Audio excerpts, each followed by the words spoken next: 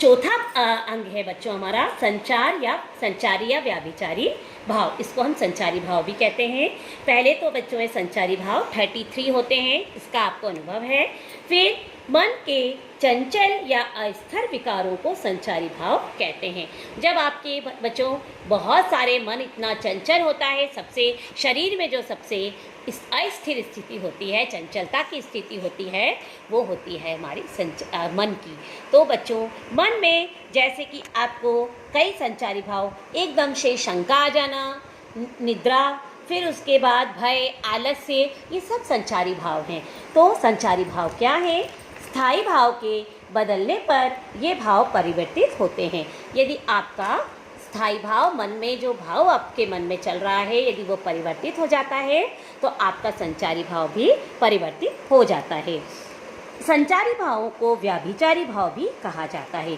उदाहरण देखेंगे बच्चों, शकुंतला के प्रति रति भाव के कारण उसे, रति मतलब प्रेम, रति भाव के कारण उसे देखकर दुष्यंत के मन में मोह, हर्ष, आवेग आदि जो भाव उत्पन्न होंगे उन्हें संचारी भाव कहते हैं।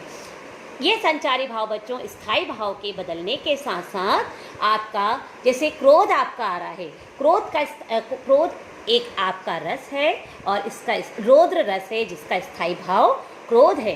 तो यदि आपका स्थायी भाव भी बदल रहा है तो आपका संचारी भाव भी बदल जाते हैं।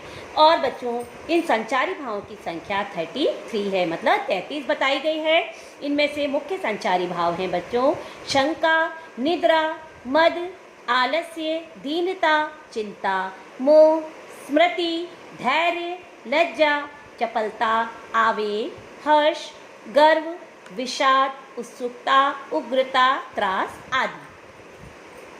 अब बच्चों ये हमने आज समझा कि आपके रस के अंग, आशा है आपको रस के अंग अच्छे से मैंने एक्सप्लेन किए हैं और कुछ आपको समझ में भी आए होंगे।